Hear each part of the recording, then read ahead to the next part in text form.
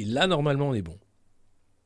Et là, normalement, il n'y a plus l'effet « Bonjour, bonjour, c'est incroyable !» Voilà, je vais y arriver, vous voyez, je vais y arriver. Non, mais comme j'avais coupé le micro sans le faire exprès, je l'ai remis. Enfin, vous savez, c'est compliqué. Après, il va falloir que je joue aussi sur la caméra pour avoir le focus de manière permanente sur mon auguste personne. Là, on est bon. Vous aurez remarqué quand même que la qualité d'image est incroyable, qu'il n'y a plus de coupure, que le son est presque bon, qu'on est là presque à 9 heures. Bref, les progrès sont immenses. Et c'est un pas de géant dans le stream français que c'est arrivé de manière quasi professionnelle de la revue de presse du monde moderne, tous les matins ou presque, chez vous, en modo-diffusion en couleur. Je dois dire que je suis assez fier de ce qu'on a réussi. Voilà, et puis on a un magnifique fond d'écran derrière, et on aura bientôt un logo aussi magnifique fait en métal. Normalement, tout va bien. C'est votre bonheur du matin, c'est la revue de presse. N'hésitez pas bien sûr à la partager sur tous vos réseaux sociaux, à taper sur des casseroles sur vos balcons pour dire que c'est la revue de presse, voilà, par exemple, je sais pas. Et puis, si vous êtes en retard comme Chris, non, vous n'avez rien raté. J'ai le son plus à gauche sans le son. Alors c'est peut-être parce que j'ai fait un mauvais réglage. Voilà, je vais faire un réglage un peu plus fort. Là, je pense qu'on est bien. Là, je pense que tout le monde est bien. Je pense qu'on est de l'ordre du confort sur une échelle de 1 à 10, on est vers du 8. Voilà. C'est l'abondance du stream et c'est le stream du monde moderne, la revue de presse qui reprend. Alors je vous l'ai dit, hein, ce ne sera pas forcément tous les jours avant octobre, puisqu'en septembre, il y a beaucoup de choses qui vont se mettre en place.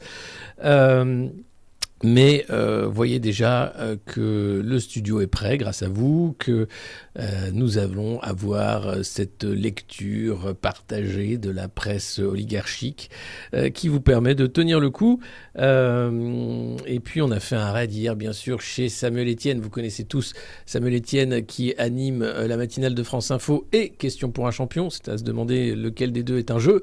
Et puis qui fait aussi la matinée Etienne sur Twitch, qui fait une revue de presse. C'était ce qui nous avait donné l'idée de faire cette revue de presse. Une revue de presse beaucoup plus douce que la nôtre, hein, beaucoup plus lente aussi, mais qui a ses qualités, et il s'est fait bannir de Twitch hier, Samuel Etienne, parce qu'il a osé montrer une page de Libération avec en photo un couple nu, et ça sur Amazon, chez Jeff Bezos, chez les Mormons, chez les Américains, chez les puritains. Eh bien, on n'a pas le droit de montrer ne serait-ce qu'un bout de fesse. Donc voilà, nous on ne le fait pas. On montre ni téton ni fesses, même si on a fait une soirée jacuzzi avec Antoine. En réalité, c'était en tout bien, tout honneur. Il a été ban seulement 24 heures, vous inquiétez pas. Samuel Etienne aura son émission ce soir, parce qu'il a des invités également qui viennent le voir. Voilà. Je lui ai apporté mon soutien en tant que Twitcher, puisque nous sommes ici dans le monde de la bienveillance, vous le savez, même si nous sommes capables de produire des chansons comme vieux macronistes. Alors, c'est vrai. La bienveillance. Que dire de la moumoute présidentielle qui s'agite alors que la rentrée arrive et que des classes vont manquer de professeurs. Pape Ndiaye, le ministre de l'Éducation, essaye de recruter tant bien que mal des gens qui vont devenir professeurs formés en 4 jours et qui vont sans doute rester 15 jours ou peut-être un peu moins devant une classe d'élèves qui se demandent ce qu'elle fera là en disant mais c'est quoi ? Qu'est-ce que c'est que l'école ? Qu'est-ce que c'est que ce truc ? C'est un truc du XXe siècle où tu apprenais des machins. Mais bon, tout ça c'est fini, vous savez maintenant. Il y a TikTok, il y a Twitch, et puis il y a Instagram aussi, donc il faut arrêter les conneries. Alors, on va parler ce matin de Gérald Darmanin, qui draguait les imams avant de les expulser. On va parler, bien sûr, de Emmanuel Macron et de sa moumoute. Pardon, c'est pas une moumoute, c'est une, que dis-je, c'est une crinière. C'est une crinière de chef courageux qui part en Algérie. Alors, c'est pas pour le gaz, hein, nous dit l'Élysée. Non, c'est pour des histoires de pas de gaz. D'accord. Alors on ne sait pas, mais bon voilà. Et puis on aura aussi, qu'est-ce qu'il y avait dans la, c'est mou en ce moment la presse. Alors vous avez bien sûr Zaporizhzhia coupé de la grille d'énergie du côté ukrainien. Ça y est, on crie au drame. Je vous avais promis que cette centrale serait au cœur de tous les intérêts de l'été. Ben voilà, on y est. Et la nouvelle est tombée. Volodymyr Zelensky va faire un discours d'ouverture à l'université d'été du MEDEF. Alors ça faisait longtemps qu'on n'avait pas entendu Volodymyr depuis le festival de Cannes. Il avait posé pour Vogue, hein, on était encore, il manque plus que Paris Match, des trucs comme ça. Et là, il s'est dit, tiens, il y a du son qu'à gauche. Qu'est-ce que c'est que ce bordel? Mais je sais pas. Ah là là, je sais pas ce que j'ai merdé avec mon H5. Tout allait bien, et puis j'ai trafiqué un truc, et voilà. Pourtant, j'ai demandé à ce que ce soit en stéréo. Hein. Et c'est vrai, il n'y a du son qu'à gauche. C'est vrai. Et pourtant, il y a les deux. Bon, je réglerai ça plus tard. C'est pas grave. Vous pouvez passer en stéréo quand même, je crois. Non, il n'y a pas... Bon. Enfin, Volodymyr à l'ouverture du MEDEF, là tu te dis, bon, il va être là. Bon alors, c'est qui les boîtes du CAC 40 qui ont quitté la Russie, qui sont dans la merde? Non, parce qu'il est en investir en Ukraine. Filez-moi vos milliards. Merci, au revoir. Son de gauche, ça annonce la couleur. Bah, un peu. Tant que c'est à gauche. Oh, vous savez tout ça. Parce qu'on va parler aussi de l'université d'été de la France Insoumise qui invite quand même Marlène Schiappa, entre autres. Ça m'a mis dans la tristesse. Mets-le en mono sur ton micro. Mais si je savais comment ça marche, je le ferais volontiers. Alors attendez. Je vais aller dans micro, verrouiller le volume, propriété audio avancée. Balance. Non, il est bien. Il est tout bien. Écoutez, je vais pas. C'est bien si c'est qu'à gauche. On s'en fout. Il y a du son, c'est bon. Merci. 675. N'hésitez pas à vous abonner pour qu'on ait du son à droite également. À partager cette revue de presse qui commence maintenant. C'est maintenant. Voilà. On a fait l'introduction. Vous êtes tous là. Vous êtes déjà 800 quasiment. Donc on est bien. Je pense qu'on est bien. Je pense qu'on peut commencer même si le son n'est qu'à gauche. Hein, voilà, je ne vais toucher à rien parce que je me connais. Il suffirait que j'appuie sur ce petit bouton et puis nous pourrions perdre le lien qui nous unit, hein, pas à travers les internets, hein, ce lien technologique, mais ce lien humain aussi qui nous permet de dire que non, je ne veux pas me faire implanter une putain de puce dans la tête, connard de Klaus Schwab. Non, j'ai dit connard, mais c'est affectueux. C'est un petit surnom affectueux. Voilà. Alors... Bajned, pour ceux qui ne savent pas, c'est bonjour. C'est un cri de ralliement maintenant qui a été inventé par Gérard Larcher, sans le vouloir, par son téléphone portable lorsqu'il était à l'investiture du Prési-Roi, la deuxième du nom. Et voilà. En direct dans mon taxi. Merci Jérémy du 40, ça doit faire bizarre quand même aux usagers du taxi, que je salue s'ils écoutent en ce moment. C'est la revue de presse du Monde Moderne avec Alexis Poulain. Vous êtes en taxi, vous êtes en grue, vous êtes en métro, en vélo, en scooter, vous êtes au travail, vous êtes chez vous. Vous êtes bien, puisque ici nous allons parler de l'actualité d'une façon un peu particulière. Alors, première actualité notable et pas des moindres. Hein. François Hollande sort un nouveau livre. Oui, je sais, vous êtes nombreux déjà à vouloir l'acheter. 12. Et je pense que ça va faire un carton. Après les leçons du pouvoir en 2018 et affronter en 2021. Alors j'avais raté ces deux-là. Moi je me rappelais que d'un président ça ne doit pas dire ça. Ça ne peut pas dire ça. Eh bien, voilà que Stock publie pour cette rentrée Bouleversement. Un livre de François Hollande sur la situation internationale. C'est bouleversif. C'est totalement bouleversif. Je ne sais plus quoi dire. Je suis à la fois dans la joie, dans l'expectative, dans l'envie aussi de me plonger dans un livre de François Hollande. Alors, comme je n'ai pas de livre de François Hollande, mais que je suis quand même quelqu'un de goût, j'ai... Attends, il est là.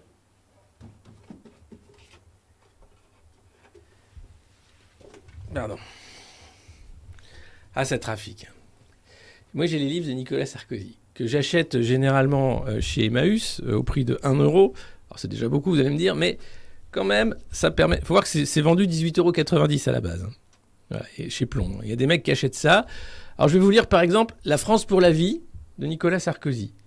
Voilà, ça, c'est Le temps des tempêtes. Je ne l'ai pas, celui-là. Bonjour, c'est Nicolas Sarkozy. Je vais vous lire Le temps des tempêtes.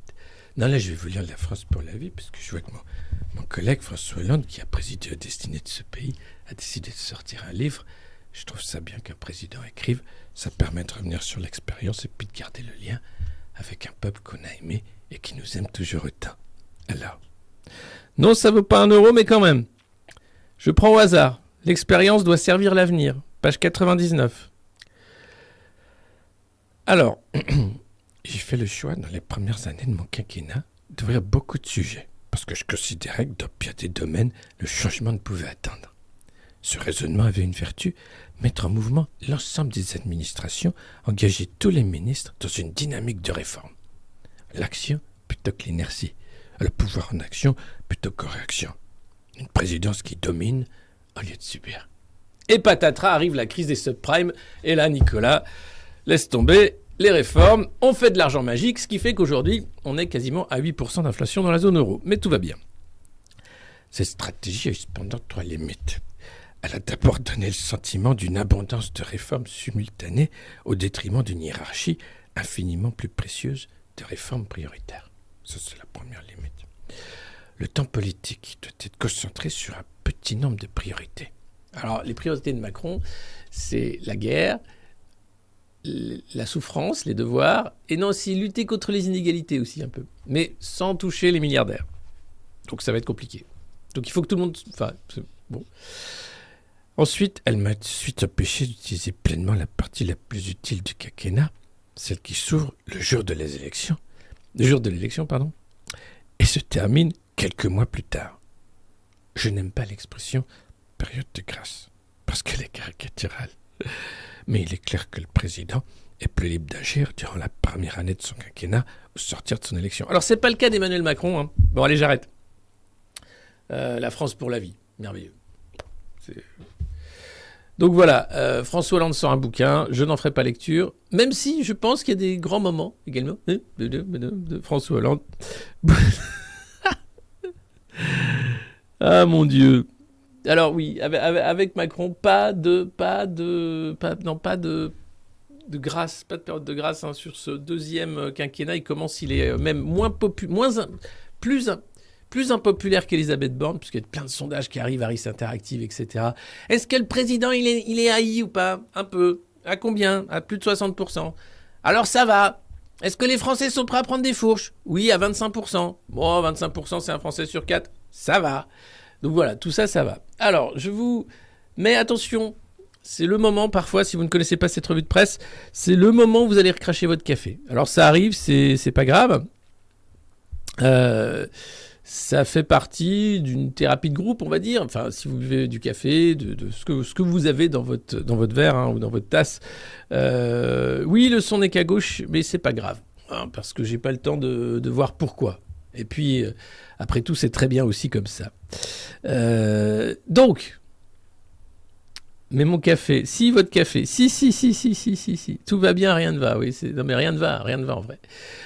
Là, c'était la rentrée, avant qu'il parte en Algérie chercher du gaz, faire un devoir mémoriel, enfin je sais pas, avant qu'il aille en Algérie, avec quatre gros avions et toute une délégation d'influenceurs et d'influenceuses, notre président a quand même fait un petit point sur l'éducation. Et là, il a parlé d'un nouveau truc à 500 millions d'euros pour faire un truc de refondation de l'éducation, sans doute un truc où c'est McKinsey qui va choper les 500 millions et qui va dire « Ben, il faudrait que les profs, ils sortent les doigts du cul !»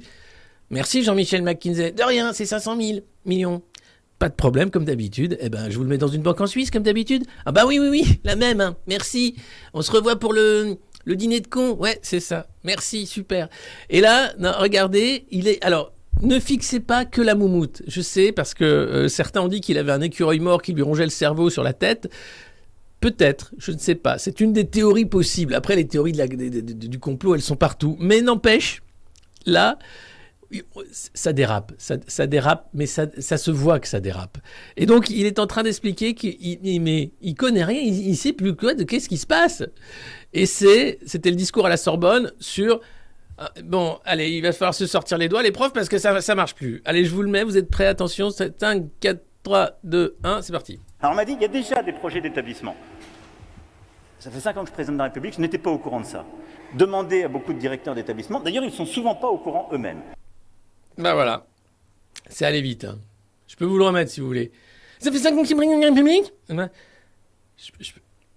C'est l'abondance capillaire. Alors on m'a dit qu'il y a déjà des projets d'établissement Qu'est-ce qui s'est passé là? Ça fait 5 ans C'est que je préside Brégançon, la ça lui République, fait je n'étais pousser pas les au cheveux, courant de c'est un ça. truc de dingue. Demandez à beaucoup C'est de un truc directeurs de dingue. d'établissement. D'ailleurs, ils sont souvent pas Là au courant tu sens eux-mêmes. qu'il était chargé à max.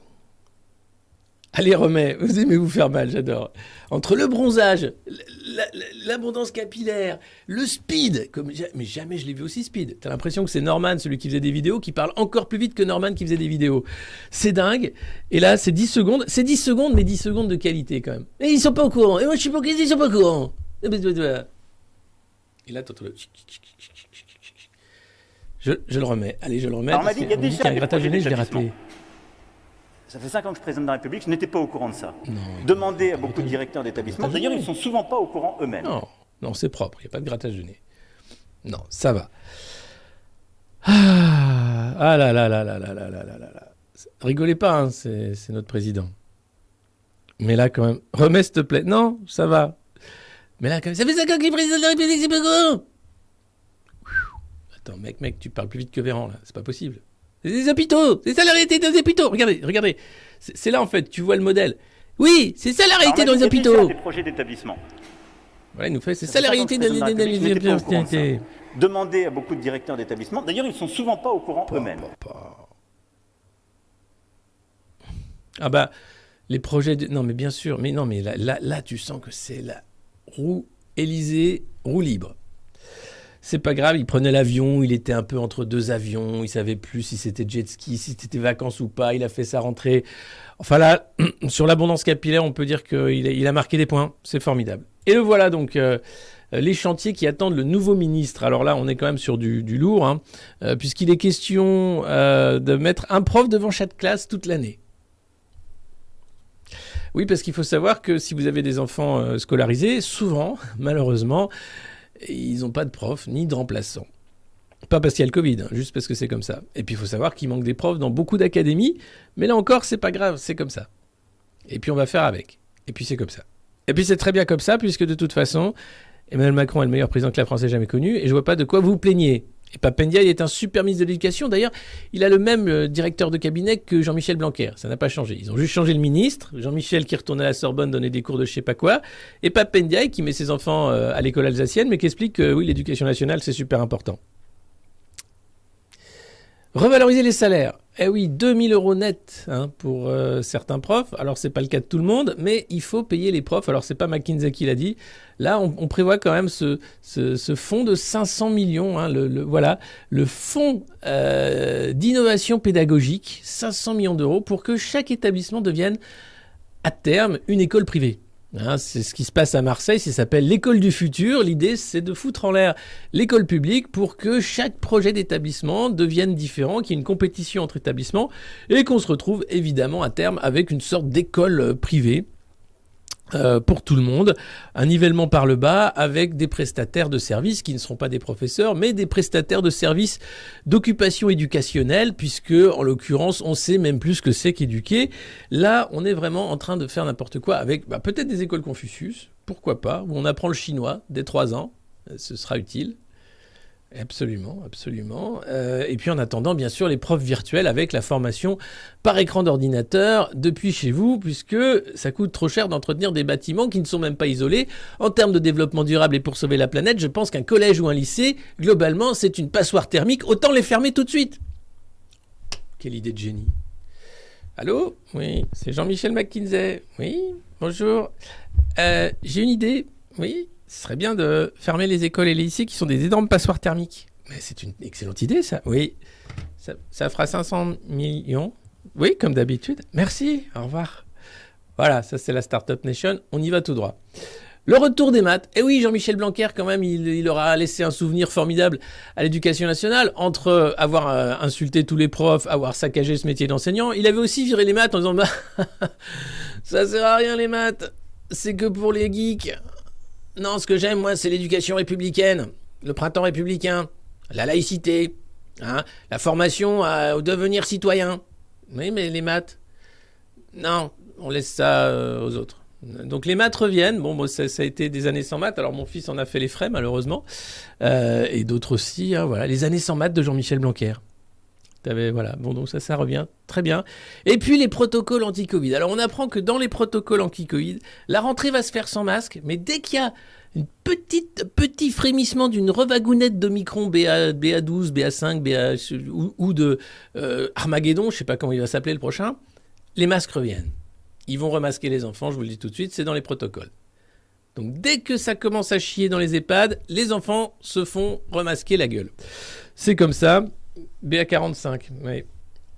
Non mais voilà, bon, on va effectivement faire avec ça.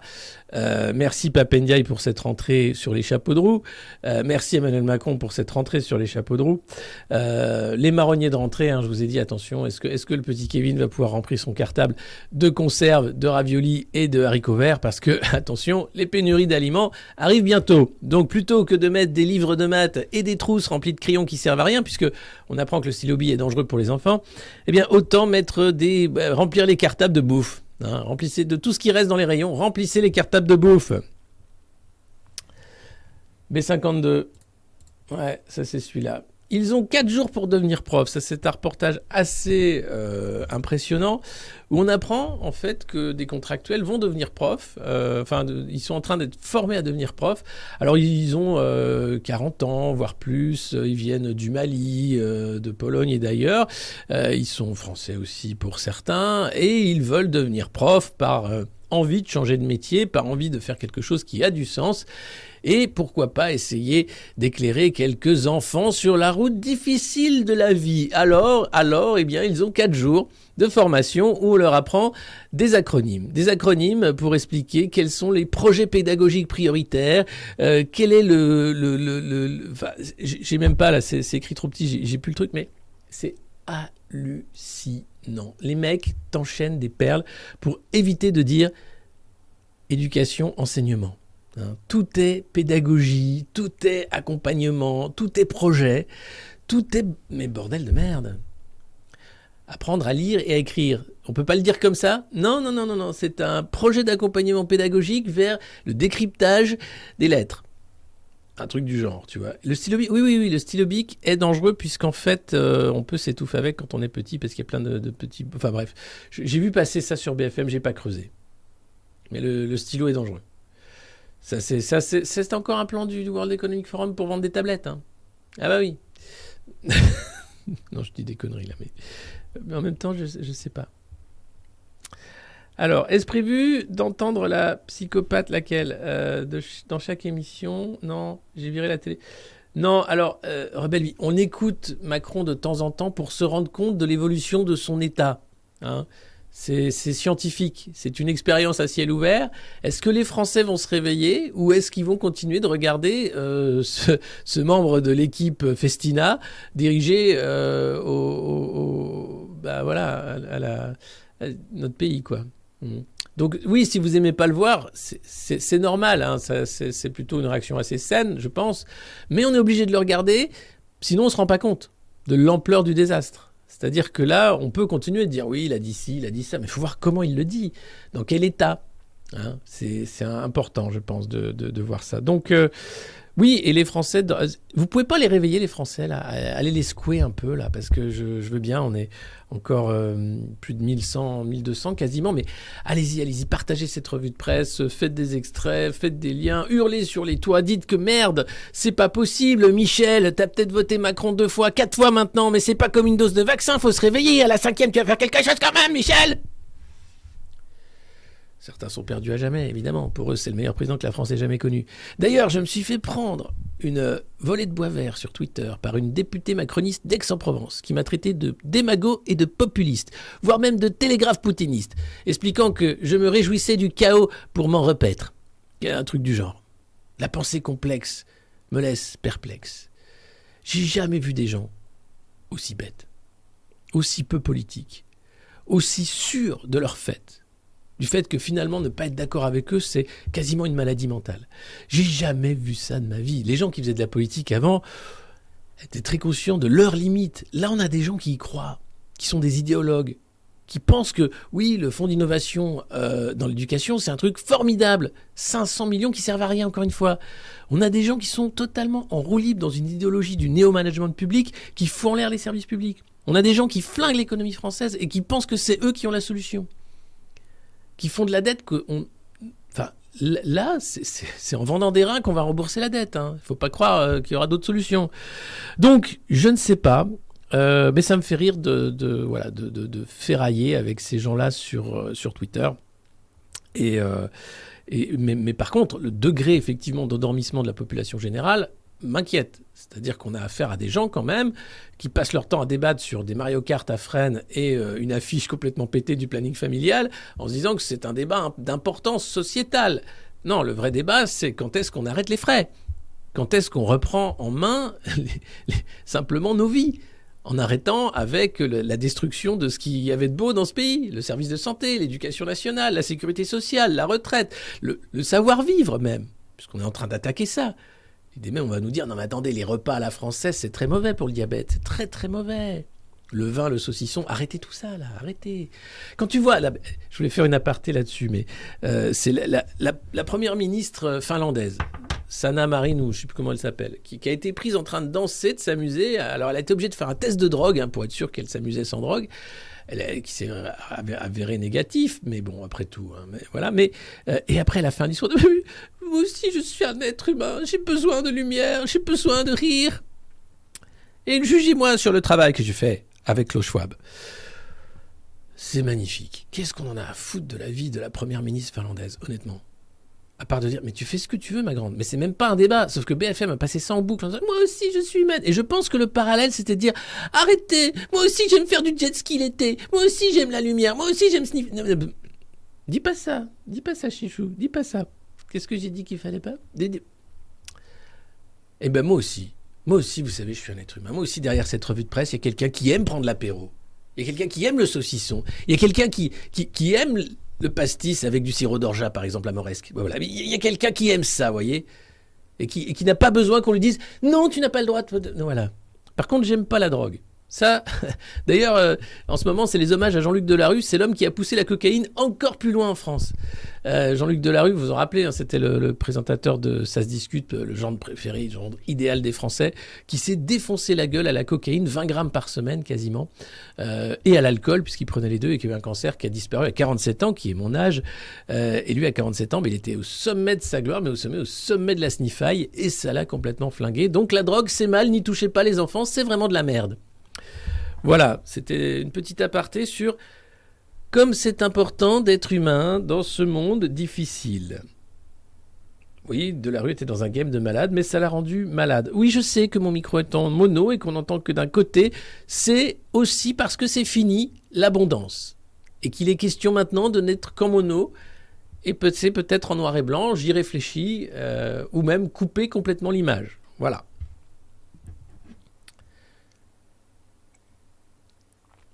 Le gras, c'est la vie pour certains, je suis tout à fait d'accord. Mais il n'y a pas que le gras, il y a aussi... il y a plein de choses. TSF. Ça va, moi, le son. Oui, mais ça va. Vous allez voir, ça va aller.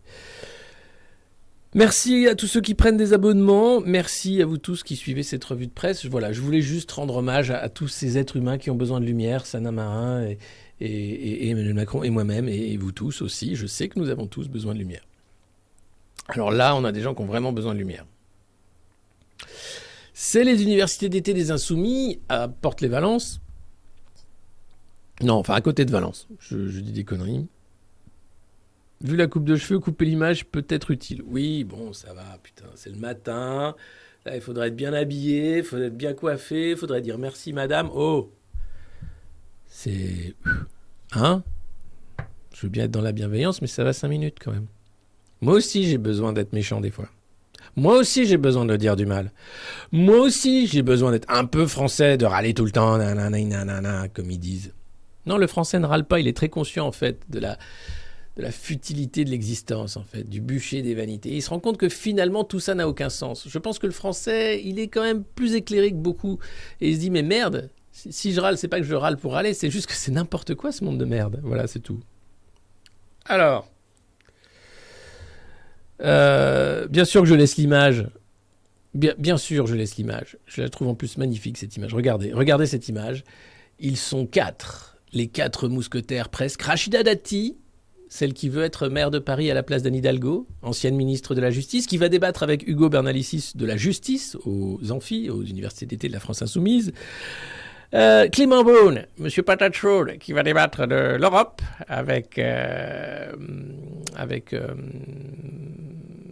députée européenne de la France Insoumise.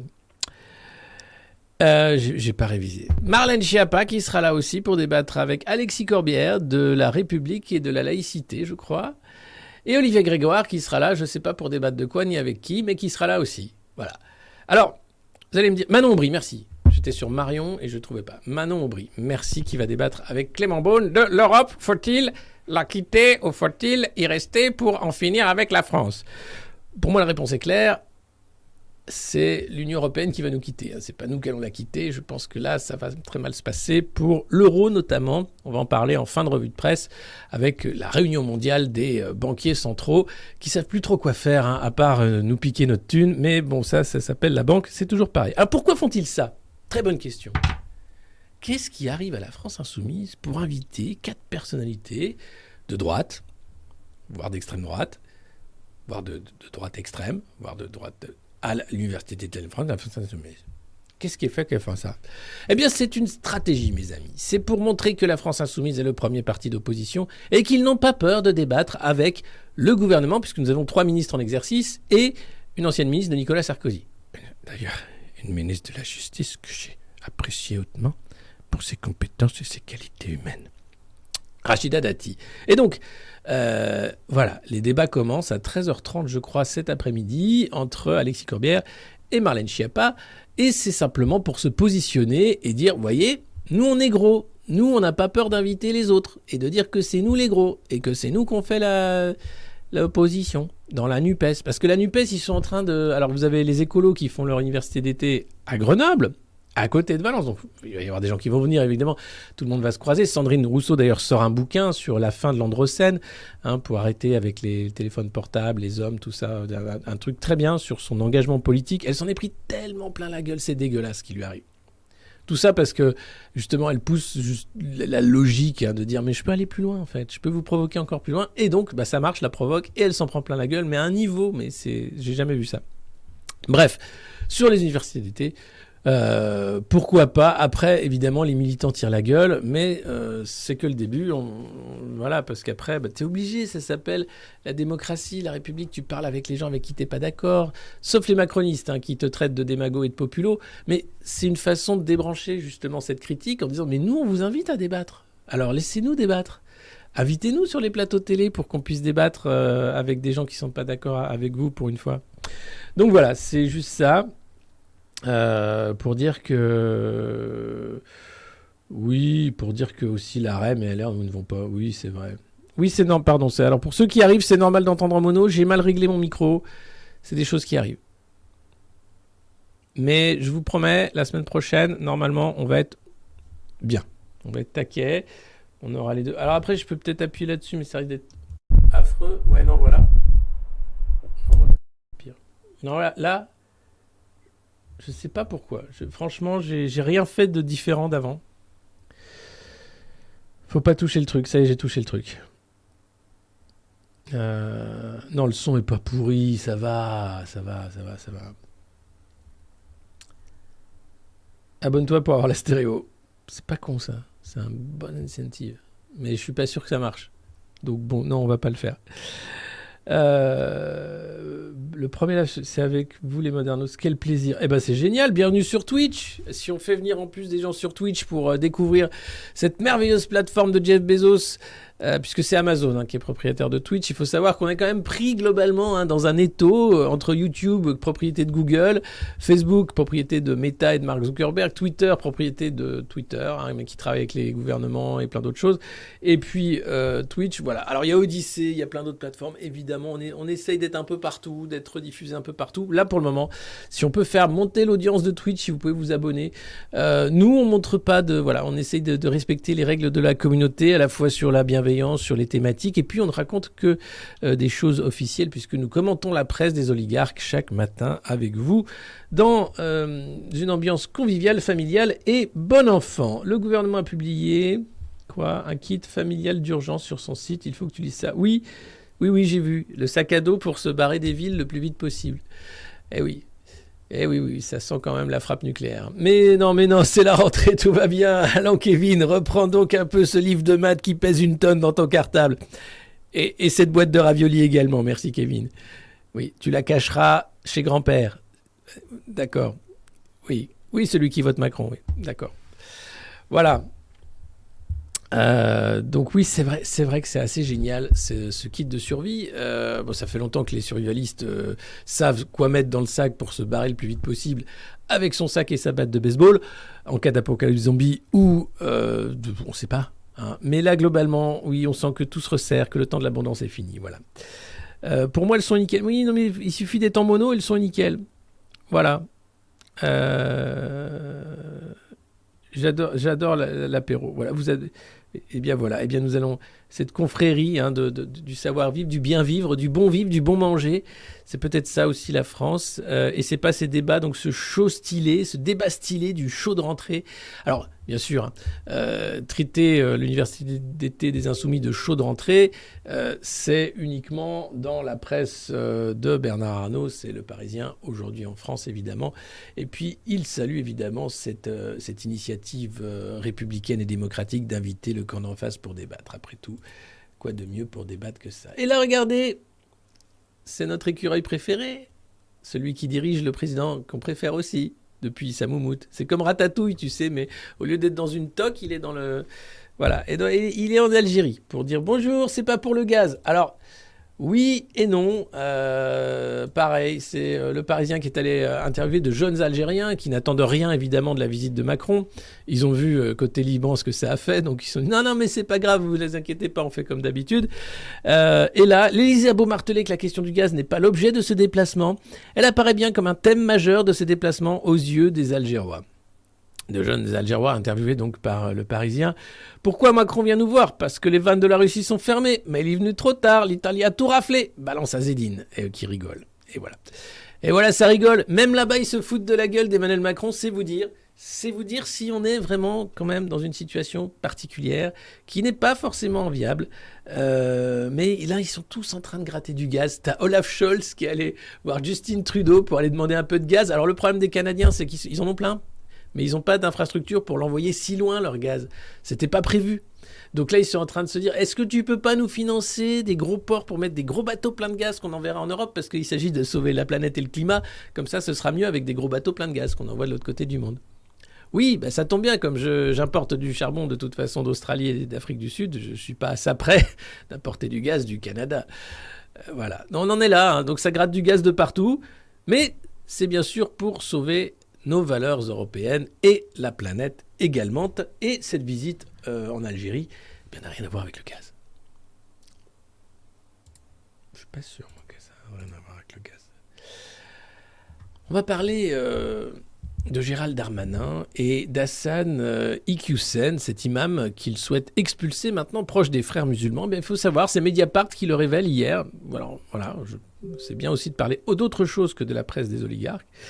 Et donc, voilà ce que l'on apprend, c'est qu'en 2014, lors d'un dîner pour les municipales, pour ravir les voix bien sûr de l'électorat musulman de Tourcoing, eh bien notre cher Gérald n'avait pas hésité à passer 2 heures en compagnie de l'imam et de ses amis pour parler bien sûr de tout ça. 2 heures à vocation électorale dans un domicile privé du quartier Gambetta de Tourcoing, une petite dizaine de personnalités de la communauté musulmane locale avec lesquelles bien sûr Hassan Iqiyoussen et un de ses fils, et aujourd'hui Gérald n'est plus du tout ami, alors officiellement, avec cet imam qu'il souhaite expulser pour montrer comment il combat l'islam.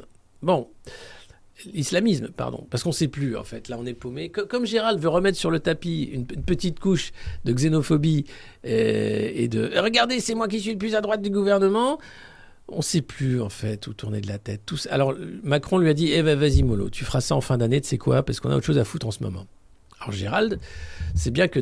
Mais t'as beau dire qu'il a été accusé de viol, de harcèlement sexuel, que le mec quand même a fait comme tout le monde, c'est-à-dire essayer de manger dans la main des islamistes pour être élu, que bon, quand même, Gérald Darmanin, c'est pas sérieux, ministre de l'Intérieur, c'est n'importe quoi, et qu'il se pense un avenir pour 2027, t'as beau rappeler quand même que le mec... Non, c'est pas possible. Quand tu vois les SMS qu'il envoyait à la femme qu'il accuse de harcèlement, c'est pas... Mais tu veux pas quand même ? Tu veux pas venir quand même ? Lâche-moi. Ne m'écris plus. Non mais viens quand même, me sucer. Et ben voilà. Et donc on apprend ça. Mais ça va rien changer, il va rester ministre de l'Intérieur. Contacté par Mediapart sur les circonstances et la teneur de cette rencontre, le ministre n'a pas répondu à nos questions. Ah, alors, en revanche... Hassan Iqiyoussen, l'imam menacé d'expulsion, qui est resté silencieux depuis le début de l'affaire, lui a commenté « On a passé une très belle soirée, c'était très positif, on s'est mis d'accord sur 99,9 des sujets abordés. » Eh ben voilà. Eh ben c'est pas beau ça, Gérald. Si c'est pas beau ça, hein, si c'est pas du gros foutage de gueule XXL, mais comment voulez-vous que les gens croient encore à la classe politique ? Comment voulez-vous qu'ils aient une once de crédibilité ? Comment voulez-vous que ça continue en réalité ? Moi je comprends la colère. Je comprends le ras-le-bol, je comprends le fait aussi de dire mais je vais pas voter, ça sert à rien, regardez-moi ça. Et on est quand même vraiment pas gâtés. Mais c'est aussi parce qu'on a baissé les bras en tant que peuple politique. Si on récupère voilà, une envie, si on récupère aussi une certaine rage, une rage positive, pas violente, mais simplement dire stop, ça ne peut plus marcher. Ce système ne tient que par l'hypocrisie et l'achat de voix. C'est pas possible en fait. Bref, voilà, Gérald Darmanin, non. Et pourtant, il est toujours là. Et puis alors, je vous remets cette petite photo du déplacement de Macron en Algérie. Alors là, tu le vois arriver, tapis rouge, ils sont tous là, ils ont les masques. Tu dis pourquoi ?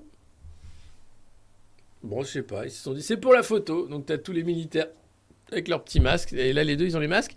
Et là, c'est 1 heure après. Ils sont au souk. Et là, c'est la teuf. Et là, tu te dis, mais c'est vraiment... Mais on va arrêter quand ce délire Covid ? Alors, je veux bien, il y a des morts et tout. Mais maintenant, on a quand même des vaccins 5 doses, du Paxlovid, des masques, certes, mais qui n'ont pas prouvé quand même une grande utilité. Mais bon, on n'a pas le droit de dire du mal. Vous savez, nous sommes sur les réseaux sociaux. Et donc, nous respectons absolument les consignes de l'OMS et vous devriez en faire autant, ainsi que celle d'Albert Bourla, 4 fois vacciné, Covidé et sous Paxlovid, qui nous explique que c'est de l'amour et il faut arrêter d'avoir peur. Voilà. Donc, le foutage de gueule n'arrête pas. Et alors là, on remarque quand même, derrière Emmanuel Macron, je ne sais pas si vous le voyez, je vais essayer de zoomer sur sa petite tête, là. Il est où ? Il est là. Hop. Regardez. Derrière Emmanuel Macron, que fait-il là ? Mais que fait-il là ? Mais qu'est-ce qu'il fait là ? Regardez là. Là, c'est Arnaud Montebourg. Eh oui. Et Jack Lang. Mais c'est quoi ce bordel ? Attends, t'as Macron qui va en Algérie. Je veux bien, hein, c'est le président de la France. Pourquoi pas ? Faut trouver du gaz. Et là, le mec emmène Arnaud Montebourg et Jack Lang. Warum ? Ça veut dire pourquoi en allemand ? Parce que j'essaie d'être un peu européen dans cette revue de presse. Mais là, tu te dis, mais qu'est-ce que Jack Lang vient foutre là ? Jack Lang, c'est le Maroc, hein, à la base.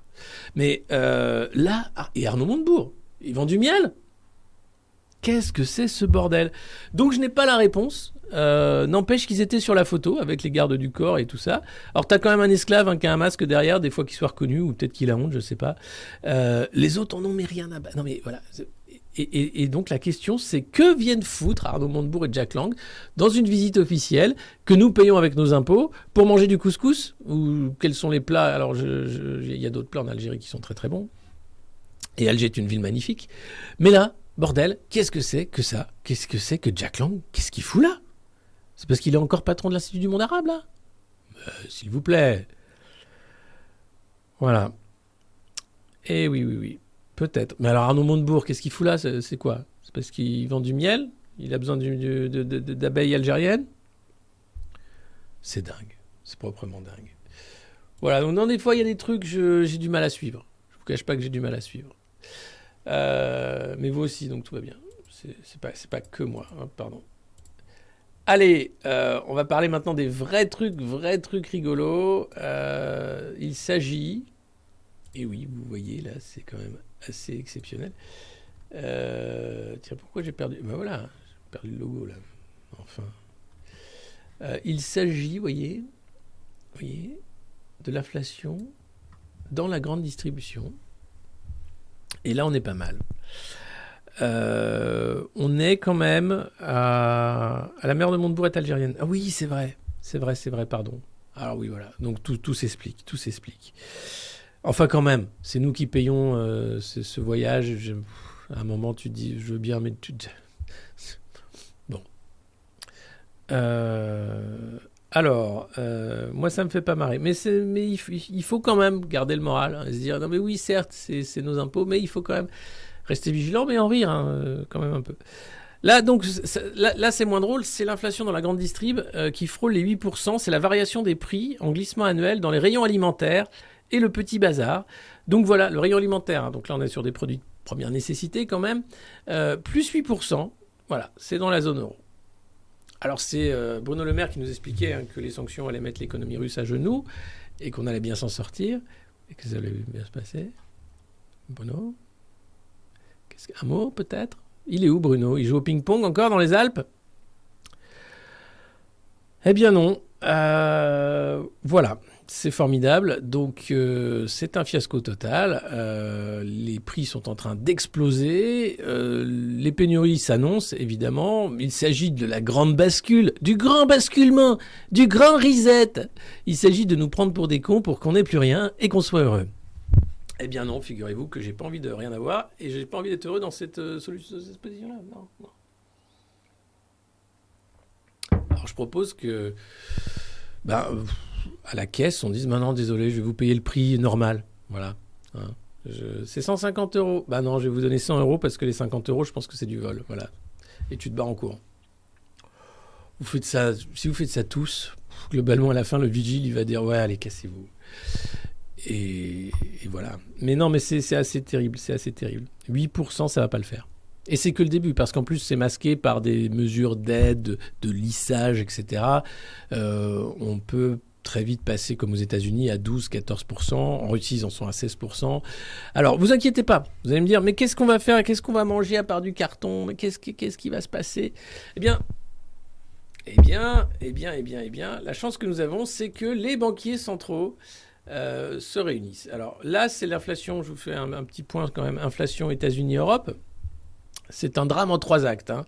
Donc, l'inflation record en Europe et aux États-Unis. Ça a commencé aux États-Unis, puis ensuite, la zone euro a très vite rattrapé pour dépasser les États-Unis, quasiment.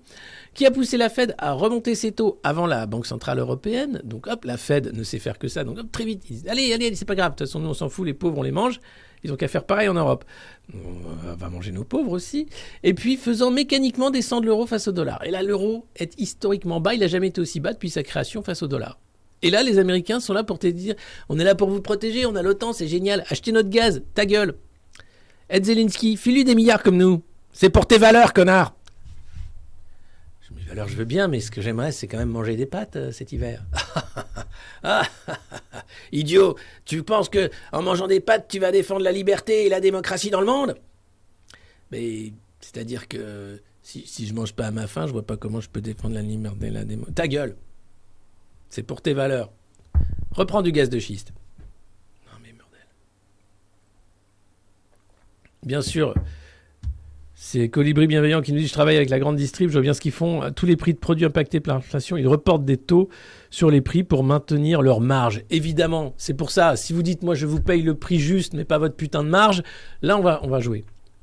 Sans compter qu'il y a des pénuries organiques. Le coût de la moutarde. Enfin, il n'y a plus de moutarde en France, mais il y en a partout autour. Oui, mais elle est où la solidarité européenne? On peut pas nous envoyer des Canadair de moutarde? Là, t'as le gros Canadair. D'ailleurs, l'avion jaune moutarde, le Canadair qui arrive et qui largue des pots de moutarde comme ça sur l'île de France. Je sais pas. En tout cas, là, quand même, on est dans un truc assez dingue, hein, à se dire, mais à quel moment on a laissé tomber l'idée de souveraineté, l'idée de savoir ce qu'on faisait, l'idée de pas trop déconner avec... Mais le Canadair de moutarde, ça joue. Il arrive sur le lac de moutarde, il prend la moutarde.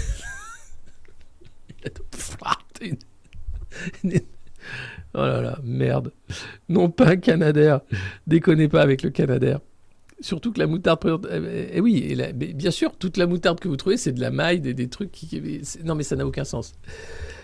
Mais vous savez, c'est comme le pinard. Hein. Je parlais tout à l'heure de l'apéro, de la bienveillance, tout ça, mais les vignerons ont très vite compris qu'à l'export, ils faisaient 20% de plus de marge qu'en vendant sur le marché français. Donc, souvent, les bons vins s'exportent. Hein, et nous, il nous reste des bons vins aussi, mais l'export fait vivre. Sinon, voilà. Pour la moutarde, je ne sais pas comment ça se passe pour la moutarde. Je ne sais pas s'il y a un plan moutarde 2030 et un plan innovation moutarde, peut-être. Un grand plan innovation moutarde. Voilà, donc ça, c'est état des lieux de la crise. Hein. Donc l'euro au plus bas face au dollar, la Fed qui remonte ses taux, et donc la réunion des banquiers centraux. Ah, mais je ne l'ai pas, les banquiers centraux? Non. Ah ben j'ai oublié. Donc les banquiers centraux, désolé, j'ai oublié la capture d'écran, se réunissent aux États-Unis actuellement, tous les banquiers centraux, hein, Christine, tout ça, pour dire bon, quand est-ce qu'on mange les pauvres? Maintenant, c'est maintenant? Oui. Avec quoi? De la moutarde. Qu'est-ce qu'elle est drôle. Ah là là, qu'est-ce que t'es drôle, Christine. Tu sais vraiment, t'as toujours un mot pour rire quand même. C'est super sympa. Merci, Christine. Voilà, donc j'imagine que c'est de ce niveau-là. Et l'effondrement, on le vit. Hein, c'est pas, il s'annonce. Là, on est dans les premières marches de l'effondrement. Quand vous avez l'énergie très chère, la raréfaction des matières premières, le fait que le système capitaliste ne veut pas lâcher et continue comme si c'était normal en broyant les gens, puisqu'on est là dans la logique du broyage. Hein. Le fait de te faire croire que parce que tu vas baisser le chauffage, tu vas sauver la planète et tu vas faire des efforts pour toi et le monde entier, non, c'est simplement c'est fini, on ferme. Il va falloir compter sur soi-même, en fait, et des solidarités locales. Et c'est vrai que quand tu dis ça, beaucoup de gens sont pas prêts en disant non, mais on avait dit qu'on le verrait, que c'était pour nos enfants, la génération d'après, tout ça, qu'ils le verront, que ce sera dur pour eux, mais qu'ils sauront s'adapter parce qu'ils auront appris à respirer avec un masque. Non, tu vas le voir de ton vivant aussi, connard, peut-être. Donc il va falloir... Je dis connard, c'est affectueux. Hein. À chaque fois, je suis obligé de rappeler ça parce que les gens se disent non, mais elle est vulgaire, cette revue de presse, il y a des gros mots, c'est pas possible. Non, c'est des mots d'amour.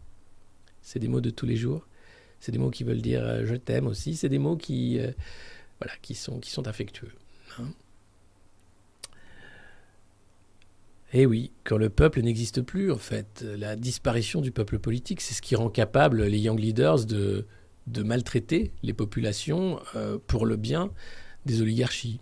Alors, c'est pas nouveau, hein, c'est l'histoire de tous les empires, sauf qu'on est sur la fin de l'Empire américain. Voilà, le déclin de l'Empire américain, c'est pas nouveau, c'est une trentaine d'années. Sauf que là, c'est comme une guêpe blessée, il est prêt à piquer, à foutre le monde en l'air pour que tout le monde tombe avec et qu'il puisse éventuellement se refaire la cerise avec un nouveau plan Marshall, par exemple. C'est assez terrible. Donc là... sur l'énergie, par exemple, nous, on est encore dans le déni. Hein. On fait croire que, parce qu'on a Bruno Le Maire qui est formidable, on a bloqué les prix. Donc, on pense que l'énergie n'est pas chère en France grâce au nucléaire. Alors, oui, c'était vrai, avant l'Europe. Et puis, maintenant, non, tout le monde... Il faut faire de la solidarité, il faut qu'on paye aussi cher que les autres. Et puis, il faut faire aussi un marché où la concurrence va faire baisser les prix. Faux! Et non, la concurrence fait augmenter les prix. Et puis en plus, c'est des services de merde, puisqu'ils sont obligés d'acheter leur électricité au seul fournisseur réel, qui est EDF. Les infrastructures, c'est nous qui les avons payées. Tout ça nous appartient en réalité. C'est à nous de le récupérer. Mais on n'a pas le droit, parce que nationaliser, c'est mal. C'est le Venezuela. Donc voilà, c'est vraiment, vraiment de la merde ce qui se passe en ce moment, je ne vous le cache pas. Et... voilà, rares sont ceux qui en sont conscients. Et quand j'entends des gens dire « Ah oui, maintenant, on se rend compte que c'est fini, on se rend compte que tout ça était un songe. » Non, on le savait. Et eux ont fait semblant de nous faire croire, de faire croire aux populations que tout allait bien. Mais ils savent très bien que depuis 2008, c'est open bar pour les plus riches. Jamais les fortunes d'oligarques multimilliardaires n'ont autant explosé. C'est de l'argent magique. Et cet argent magique-là nous conduit à cette crise actuelle. C'est pas autre chose. Voilà. Après, alors il y a de la pub, désolé, mais il faut qu'on vive. Donc la pub nous permet de soutenir cette revue de presse. Sinon, vous pouvez vous abonner et vous n'aurez plus la pub. Désolé, c'est comme ça. Et j'ai pas le choix non plus de la pub. Alors souvent, vous avez des pubs qui sont totalement pétées. Mais j'ai malheureusement pas le choix de quelle pub je mets.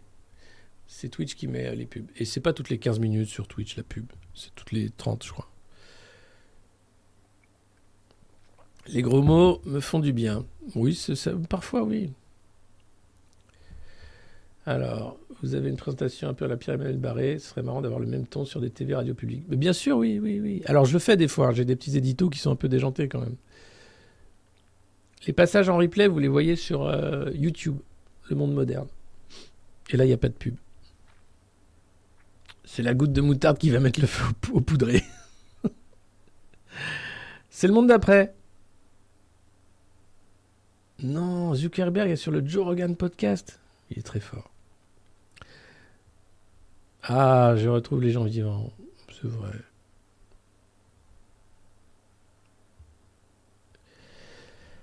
Alors, 1600, non. La vache! J'avais pas vu que vous étiez si nombreux ce matin. En plus, j'ai pas fait de pub. Bah écoutez, c'est que, vous voyez, la qualité, ça paye, même en sous-mono. Je pense que le fait de voir une belle image, de se dire, tiens, c'est un professionnel. Les gens s'arrêtent, ils ne connaissent pas la revue de presse. Alors, si vous êtes nouveau, si vous venez, si vous ne savez pas ce que c'est ici, eh bien, c'est une revue de presse un peu particulière, où la bonne humeur est de mise, où la bienveillance et l'amitié, aussi la confraternité aussi, où parfois la désespérance fait place à la joie. La joie, celle qui est au cœur de l'humain, la joie, celle de la lumière, celle de l'amitié interespèce, celle aussi qui nous fait vivre des moments incroyables de rencontres, d'humour, et voilà quoi, c'est la revue de presse. Et bien sûr, attention les gars, c'est ça en fait, je pense que vous avez dit qu'il y avait le challenge tartiflette, et donc si on est à 2000 par jour pendant une semaine, Antoine et moi on fait une émission culinaire, avec une tartiflette au maroilles, c'est-à-dire c'est le truc qui est vraiment, c'est interdit par la loi, et une recette spéciale, voilà, avec peut-être quelques invités exceptionnels pour la soirée tartiflette. C'est la joie dans le cœur du père Macron, c'est la joie. Vous êtes tous les enfants du plus grand président que la France ait jamais connu. Et là, c'est là qu'il faudrait de l'écho, tu vois, j'aimerais bien avoir des effets, quoi. Dans les 2000, c'est quoi ? Merci Père Poulain. De rien, c'est l'homélie du Père Poulain. C'est très bien. C'est pour atteindre les 2000, la tartiflette. Tu m'étonnes. J'ai déjà faim, vous êtes grave. Tu vas finir en tôle avec ces conneries de tartiflette. Je sais, mais j'aime vivre dangereusement. Tartiflette au maroilles, là, normalement, t'as des mecs qui sortent, qui viennent, c'est limite la fatwa, quoi. Attention, ça se fait pas comme ça. Bon, le pire, c'est de lire sur Twitter. Non, mais c'est pas des gens, c'est des fermes de bots qui sont encore là pour essayer de faire croire qu'il y a un truc qui tient. Ce que j'adore, c'est quand les mecs t'attaquent, quand les macronistes, là, la députée d'Aix qui m'attaque en disant que je suis un démago populiste, qui me réjouit de l'échec, qui crée le chaos. T'as tous les gens qui lui répondent « le chaos, c'est Manu qui le fait, et il n'y a pas besoin de Poulain. De toute façon, on le hait très bien sans lui. Et puis machin. » Mais non, mais on ne hait personne ici. On est l'amour incarné. On est... Toujours sur Sud Radio, bien sûr. La rentrée, c'est la semaine prochaine. Et il y a Jean-Jacques Bourdin qui arrive. Je ne sais pas si vous avez vu. Alors, Jean-Jacques Bourdin, je sais. C'est là aussi, il y a des mains. Hein. Qu'est-ce que tu veux que je te dise ? Qu'est-ce que tu veux que je te dise ? Dans la vie, il y a ceux qui... Putain. Et ligne droite aussi. Oui, je fais une rentrée sur des radios de droite parce que je pense que c'est bien aussi d'aller là dans l'arène. Et puis, on peut y débattre comme Marlène Schiappa chez les Insoumis. Et c'est plutôt pas mal, je pense. Et puis, on a une liberté de parole, il faut en profiter tant qu'on en a. Voilà, parce que j'ai l'impression quand même que le projet de censure et de propagande se précise. Et c'est pour ça que je vous invite à me suivre sur Telegram, mais aussi sur tous les autres réseaux qui existent. Parce qu'on ne sait pas comment tout ça... va tenir dans les mois qui viennent. Alors ça peut paraître alarmiste, mais non. Regardez quand même, les courbes le sont pour nous. Ça c'est les courbes de l'euro face au dollar, par exemple. Voilà, c'est juste pour vous dire ça. Voilà. Alors, mais on a eu un raid peut-être, non ? Est-ce qu'on n'a pas eu un raid pour avoir autant de monde ce matin, qui est de je sais pas qui, et que j'ai pas vu, et du coup je passe pour un gros con ? Non ?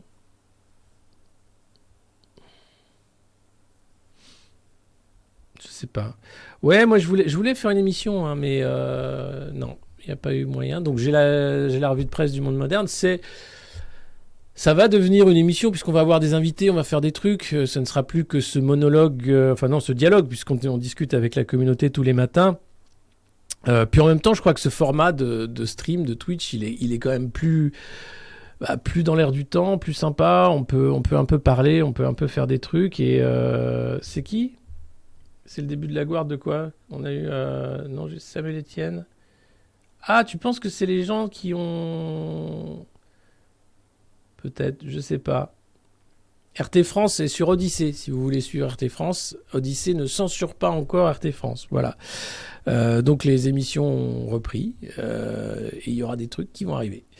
Mais pour le moment, voilà. Donc c'est parce que Samuel Etienne ne stream pas ce matin, donc ça peut aider. Donc ouais, écoutez, j'ai hier fait un raid chez Samuel Etienne.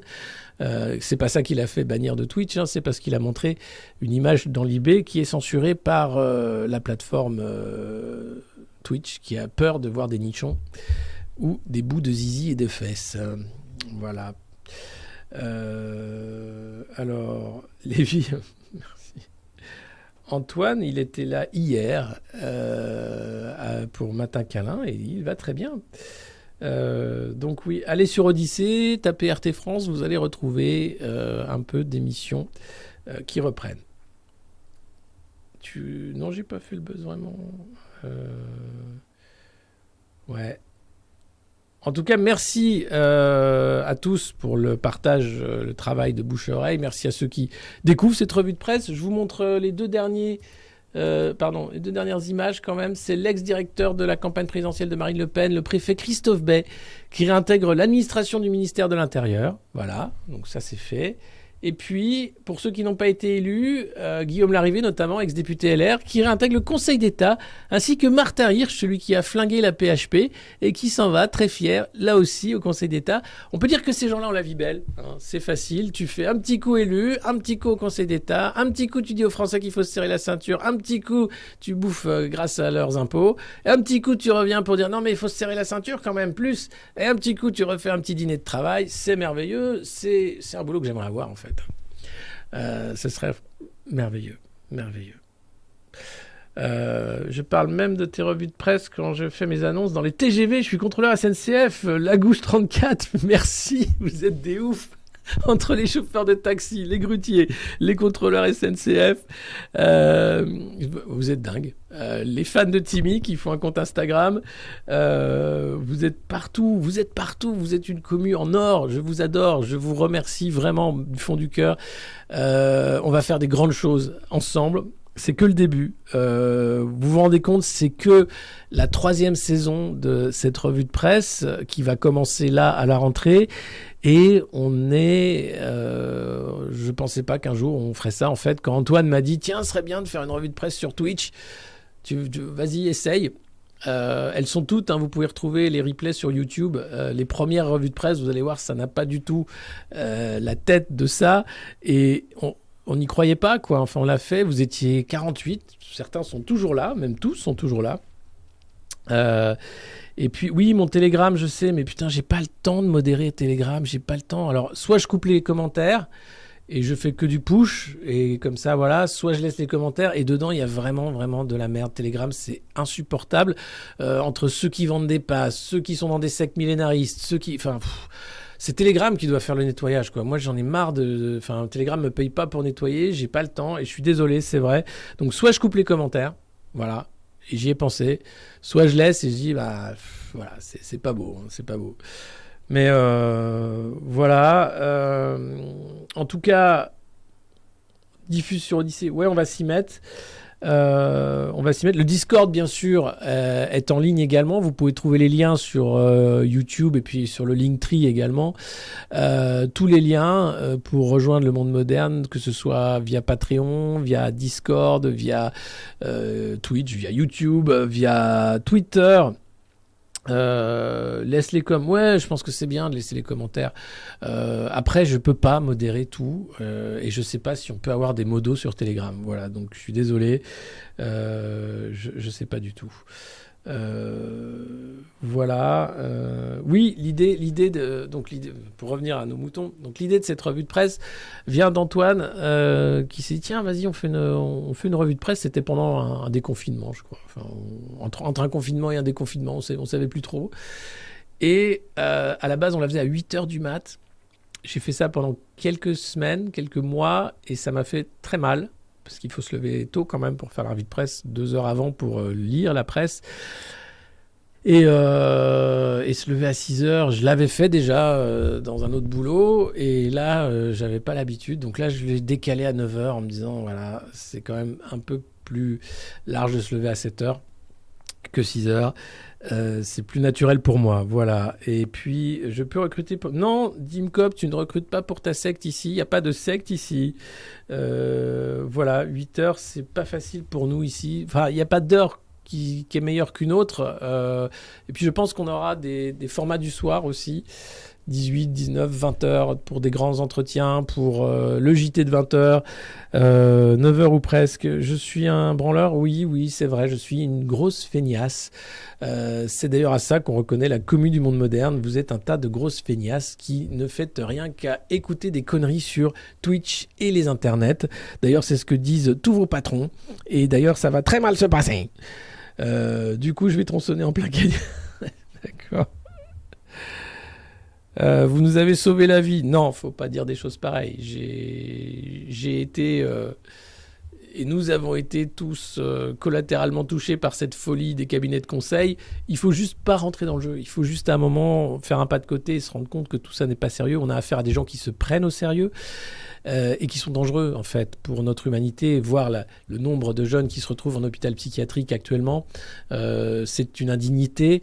Voir la façon dont ont été traités les Français pendant cette crise sanitaire, c'est une indignité. Voir les mensonges assénés par le gouvernement qui voudrait maintenant qu'on le croie, c'est une indignité. Je pense que moi, ce qui m'énerve, en fait, c'est de voir qu'on n'est pas assez nombreux. C'est de voir qu'il y a un peuple apathique, qu'il y a des gens qui s'en foutent, qui pensent que c'est normal. Et ça me rend dingue, en fait, parce que on a devant les yeux, en fait, l'escroquerie, l'imposture, et elle est au pouvoir. Et personne ne fait rien. Ni dans l'opposition, qui est une opposition de façade pour beaucoup, mais ni dans les syndicats, tout le monde continue de faire comme si c'était normal, comme s'il n'y avait pas d'imposture. Comme si, oui, on va continuer de discuter avec quelqu'un qui a parlé d'état d'urgence sanitaire, qui a sapé la démocratie pendant 2 ans et qui va continuer. Comme si c'était normal de dialoguer, comme s'il fallait continuer de maintenir en fait un décorum qui n'a plus rien à voir avec la réalité que nous vivons. C'est ça, moi, qui m'énerve. C'est de se rendre compte que la réalité, pour beaucoup de Français, c'est la peur de la fin du mois. C'est compter les centimes. C'est être sûr qu'on va pouvoir manger. C'est s'assurer que on va pouvoir quand même se chauffer cet hiver. On ne sait pas comment, mais on va y arriver. Peut-être. C'est ça, la réalité pour des millions de Français. Et les mecs te parlent qu'il faut encore faire des efforts en revenant de ses vacances à Brégançon en jet ski. Mais putain, je suis désolé, mais ça peut pas passer, quoi. Et pourtant, quand on voit, il y a beaucoup de Français qui sont contents et qui ne se rendent pas compte, qui sont déjà là sur un petit mirage, en fait. La chute, tu vois, tout va bien jusqu'au moment de l'impact, quoi. Donc, je ne comprends pas qu'il y ait si peu, finalement, de conscience, mais pas forcément politique, simplement même économique, même d'empathie par rapport à ceux qui galèrent, et qu'on pense que ça peut durer. Je pense pas que ça peut durer, honnêtement. Mais le grand basculement, on a intérêt à le faire nous, et pas à suivre le grand basculement du World Economic Forum. Voilà, c'est juste ça. C'est projet de grand basculement contre projet de grand basculement. Tu viens ? Si tu avances quand tu recules, comment veux-tu qu'on bascule ? C'est un peu ça. Donc, basculons. Hein. C'est ce que font certains militants écolos. Ils ont tout à fait raison. Mais voilà, la provocation, en plus, elle est là pour tétaniser les gens. La peur est là pour tétaniser les gens. La peur du lendemain, mais aussi la peur de l'engagement politique. Tout ça est impossible. Comment faire ? Et puis, voir... se référer à l'inanité des oppositions. Enfin, j'ai même pas parlé des Républicains qui sont en train de se chercher un chef avec Éric Ciotti qui était en interview dans le Figaro pour dire « Oui, j'ai un projet de rupture ». Enfin, c'est ce qu'on entendait dans la bouche de François Hollande aux élections de 2012. Ils sont toujours dans le même truc. Les écolos qui sont en train de se dire « Oui, mais pour les européennes, nous, ce qu'on aimerait, c'est faire une liste à nous ». Ils ne pensent qu'aux élections. Ils ne pensent qu'à qu'est-ce qu'on va... Mais... Et le pouvoir ? Pas celui qui est concédé par les fonds de pension internationaux, par les fonds d'investissement. Le vrai pouvoir, le pouvoir politique, il est où ? Aujourd'hui, il est dans les banques centrales, il est dans les salles de marché, il n'est pas à l'Élysée, il n'est pas à l'Assemblée nationale, malheureusement. Alors aussi, ils ont le pouvoir de faire des lois pour nous emmerder, mais pour ce qui est de reprendre un pouvoir politique sur les biens communs, non. Parlons de l'Union européenne, par exemple, les traités européens qui sont d'une inanité sans nom. Il faudrait respecter ça. Ça nous emmène droit dans le mur. Et il faudrait respecter ça. Maintenant, l'Europe, c'est la paix, c'est la guerre. Mais c'est la paix quand même. Mais enfin... Donc oui, voilà, on est énervé, on ne fait pas qu'une revue de presse, c'est vrai, c'est un journaliste militant qui vous le dit, enfin militant engagé du moins, qui pense que la critique sociale est plus qu'utile, elle est vitale et nécessaire.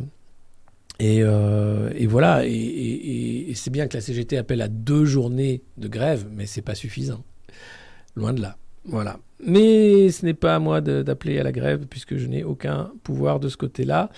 Et le pouvoir, évidemment, c'est sa dilution qui permet d'arriver à des aberrations où les cabinets de conseil font la loi. Voilà. Non, la baisse de l'euro et la dette française. La dette française se vend très bien sur les marchés internationaux. Sans ça, d'ailleurs, le gouvernement ne pourrait plus exister. Il faut savoir que la dette est un produit d'investissement très recherché des investisseurs, surtout la dette d'État et particulièrement la dette française. Donc c'est nos impôts qui payent ça, donc ils le savent, donc ils disent ah c'est bien, vas-y. C'est plutôt la hausse des taux de la Fed et puis la catastrophe européenne qui nous emmène dans la guerre, c'est ça le vrai problème. Voilà. Faudrait faire comme au Royaume-Uni, oui, mais il faut des mouvements de désobéissance citoyenne, c'est évident. Et à partir de ce moment-là, ça coince. Mais pour ça, il faut passer le million. C'est pas des pétitions sur Internet qui vont changer quoi que ce soit. Il faut des millions de désobéissants qui sont prêts à dire non, je te paye pas ça à la caisse, tu vois. Je suis désolé, mais non. Ou non, je te paye pas ça. EDF, c'est pas le prix de l'énergie, là. Je suis désolé. Mais... Voilà. En tout cas, ouais. Consolidation. Bien sûr, on va être obligé. 3 septembre dans la rue. Oui, mais la rue, c'est pareil. Faut des millions, des tracteurs. Faut une stratégie de la rue. Là, il n'y a pas... Voilà, ça va pas... Oui, après, voilà, le prélèvement a fait beaucoup de mal aussi à l'action citoyenne. Tu restes chez toi, on te prend directement dans la poche, tu peux rien faire. C'est la beauté du geste. Alors, j'ai pas mis les commentaires sur l'écran, je suis désolé. J'ai encore plein de trucs à paramétrer pour cette revue de presse. Je vais le faire au fur et à mesure. On va retrouver une qualité d'image, une qualité d'écoute, une qualité de tout, une qualité de son. Ça viendra progressivement. Déjà, je peux vous dire... Alors, attendez, parce que... Est-ce qu'on a... Oh là là, ouais, non, laisse tomber. Vraiment, il me manque des trucs. Donc ça va arriver. Merci à vous tous d'être fidèles à la revue de presse du Monde Moderne.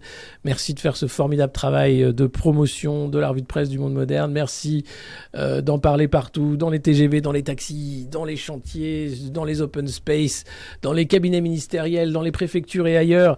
C'est formidable. Ce travail aussi de dérision, il est plus que nécessaire quand on a affaire à des gens qui se prennent au sérieux et qui sont des marionnettes. C'est sûr que c'est important de rigoler. Un raid, pourquoi pas, mais chez qui ? Je ne sais pas. Je vous souhaite une belle journée. Chris, je suis désolé, je ne peux pas mettre Vieux Macroniste parce que je ne l'ai pas encore chargé dans la nouvelle machine. C'est fait partie de tout ce que je dois faire cette semaine. Du coup, la semaine prochaine, on sera là, pas forcément à 9h parce que j'ai des matinales qui s'enchaînent. Donc, on sera là le matin après les matinales. Donc, checkez la revue de presse. Elle sera plutôt vers 9h30, 10h parfois, mais elle sera là. Et puis, on continuera de faire notre boulot. Et s'il faut raider David Dufresne, alors je vais essayer de raider David Dufresne avec cet ordi-là. Excusez-moi. Lancer un raid sur une chaîne. Ils sont 258 chez David Dufresne. Faites-leur un grand bonjour. C'est le retour de l'ami David. Allez, hop, on raid. Et vous êtes gentils, c'est les Modernos, la meilleure commu de Twitch. Faites-le savoir. Je vous embrasse. Bonne journée. N'hésitez pas à vous abonner, à partager les abonnements et à nous suivre sur tous les réseaux sociaux. C'est parti dans 10 secondes. Allez, vous êtes... oh là là, il va pas en revenir, David. Vous êtes 700. Allez, vous êtes 1000. Allez, vous êtes 1000 à raider David Dufresne. Et voilà, donc soyez sympas. Et ils sont que 256, ça va faire un choc. Allez, bisous. Et à la semaine prochaine. Bon week-end. Les replays seront sur YouTube du Monde Moderne. N'hésitez pas aussi à vous abonner là-bas. Ciao!